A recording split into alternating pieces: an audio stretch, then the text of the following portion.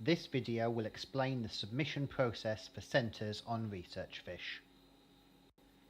After researchers have accepted their invitations and you have created projects for them, the researchers will be able to access their projects and attribute outcomes to them. However, just doing these two things is not sufficient. They will also need to submit their projects to your centre. In order for them to be able to submit a project, that project must be assigned to a submission period, and that submission period must currently be open. To create a submission period, go to Eval and click on the cog icon on the right. Next, select Submission Periods Management and then Active Submission Periods. On the following page, click on Add a new submission period. The resulting page allows you to give the submission period a name and stipulate the start and end dates. After creating and saving a submission period, it can then be assigned to projects. This can be done when creating a new project, editing an existing project, or by using the Choose Action tool in the Awards section of Eval. Further information can be found in the separate videos for creating projects and overseeing projects respectively.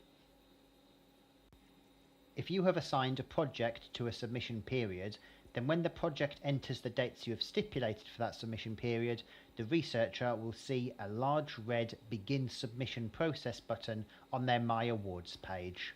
If they click on this, then they begin the process of submitting any projects you've created for them to your centre. Please note that when researchers submit in this way, only your centre will receive these submitted projects.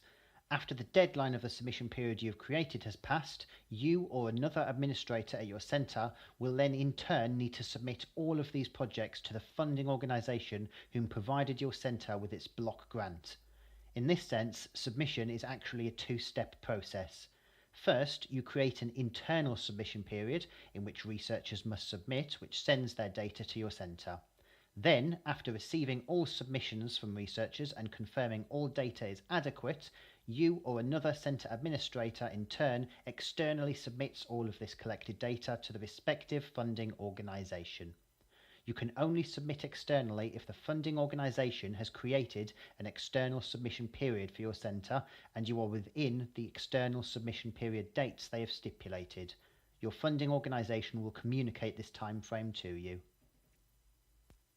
If your centre is within the time frame of an external submission period, you can click on Centre Projects at the top of any page on Researchfish.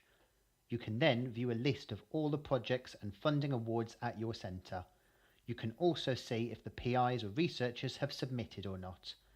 Please note that some information has been obscured in this video for security reasons. You will also be able to externally submit to the funding organisation at the bottom of the page.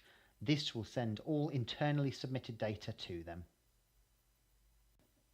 We strongly encourage that when setting an internal submission period, you set the end date at least a week prior to the end of the external submission period set by the funding organisation.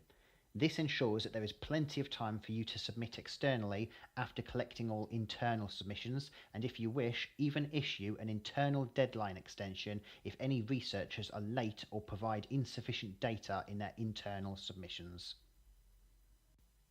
If you have any questions, please don't hesitate to contact us via support@researchfish.com and we will be happy to help.